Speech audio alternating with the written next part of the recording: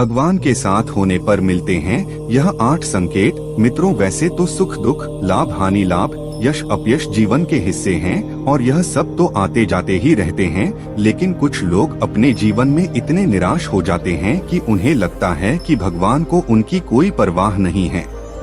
कुछ लोग यह सोचने लगते हैं कि भगवान है भी या नहीं। लेकिन हम आपको इस वीडियो के माध्यम से बताने जा रहे हैं 8 ऐसे संकेत जिनके बारे में हमारे शास्त्रों में बताया गया है, और ऐसे संकेतों का मिलना इस बात का साक्षी है कि भगवान आपसे प्रेम करते हैं।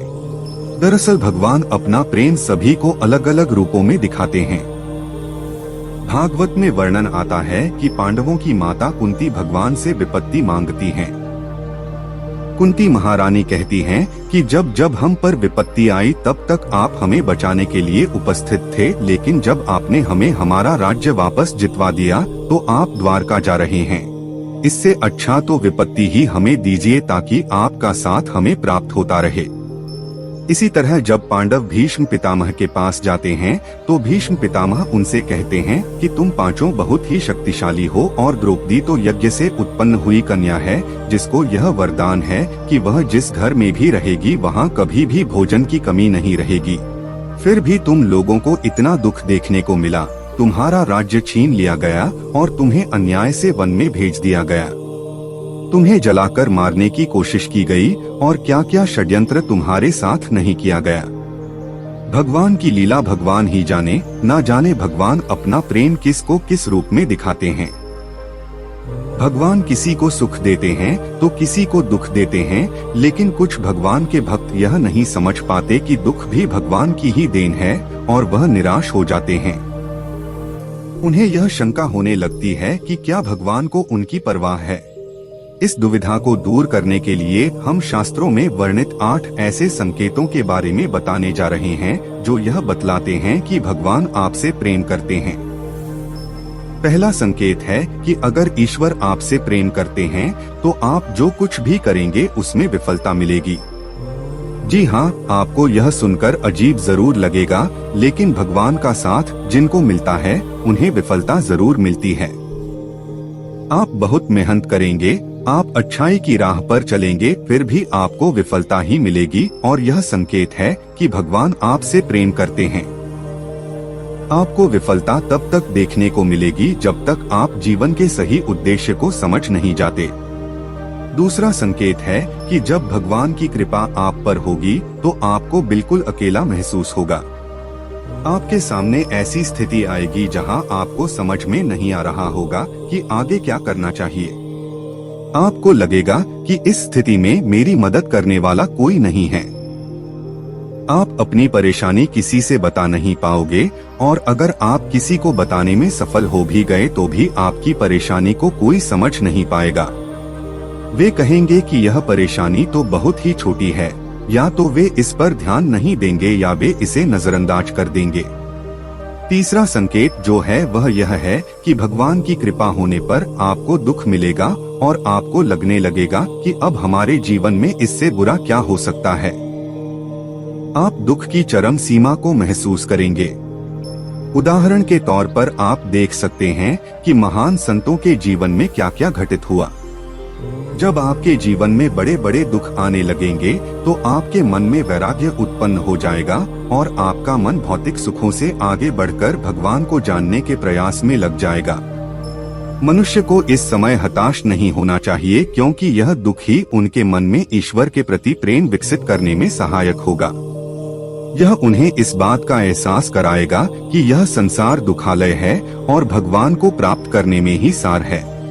चौथा संकेत है कि भगवान की कृपा होने पर आपकी सारी उम्मीदें टूट जाएंगी, और ऐसा होने पर आपके अंदर एक नई ही खोज शुरू होगी। ऐसी खोज जिसमें आप अपनी कमियों को जानेंगे और अपनी विफलता का कारण ढूंढ लेंगे। आप खुद से सवाल करना शुरू कर देंगे और यही सवाल आपको अपने आप से जुड़ने में मदद करेंगे।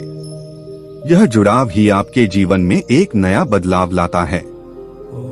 भगवान अगर आपके साथ हैं तो आपके चरित्र में बदलाव होने लगता है। पांचवा संकेत है कि भगवान अगर आपके साथ हैं तो आपके चरित्र में बदलाव होने लगता है। जब आप खुद से जुड़ते हैं और अपनी खामियों को जानते हैं तो आप इनमें सुधार करने का भी प्रयास करते हैं।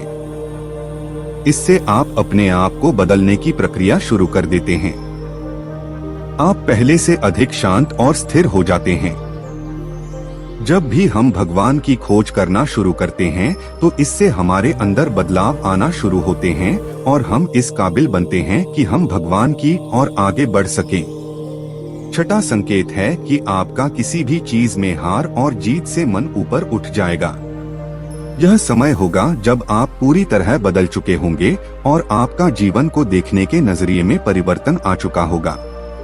आप हार और जीत से ऊपर उठ जाएंगे और किसी भी काम को लाभ और हानि का विचार किए बिना करेंगे। इस तरह की स्थिति होने पर आप बाहर हो रही चीजों से विचलित नहीं होंगे और अपने अंतर्मन में ही स्थिर रहेंगे। आप भगवान में इतने खोए रहेंगे कि आपको बाहर से मिल रहे दुख और सुख दोनों ही विचलित नहीं कर पाएंगे। सातवां संकेत एक परीक्षा के रूप में होता है। जब आप भगवान की भक्ति में संलग्न हो जाते हैं तो आपके जीवन में एक ऐसी स्थिति आती है जिसमें हर चीज आपको सहज ही प्राप्त होने लगती है। सातवें संकेत में आपके पास सारे ऐश्वर्य अपने आप ही आने लगते हैं और आपको उसमें आसक्त होने से बचना होता है। आपको सारी चीजें जो संसार में प्राप्त करना मुश्किल है, जैसे कि धन, ऐश्वर्य, मोक्ष इत्यादि सहज ही प्राप्त होने लगते हैं। ऐसे में आपकी परीक्षा होती है कि आप इन चीजों से आसक्त ना हो और आपका मन भगवान में ही लगा रहे। अगर आप इस परीक्षा को पास कर जाते हैं तो आप आठवें संकेत की ओर बढ़ते हैं। आठवें संकेत में आप भगवान से मिल सकते हैं और उनसे बात कर सकते हैं, जैसे कि आप एक आम आदमी से इस वक्त करते हैं।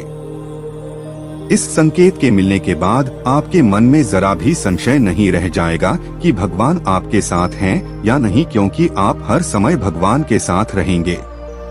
दोस्तों, यह थे विभिन्न शास्त्रों में दिए गए कुछ संकेत जिनके मिलने पर आप समझ सकते हैं कि भगवान आपसे प्रेम करते हैं।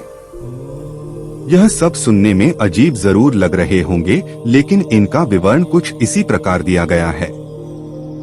भागवत के एक श्लोक में भगवान स्वयं कहते हैं कि मैं जिस पर कृपा करता हूँ उसका धन हर लेता हूँ। धन चले जाने से उसके सगे संबंधी उसे छोड़ देते हैं और वह तरह तरह के दुख पाता है। उम्मीद है आपको वीडियो पसंद आया होगा।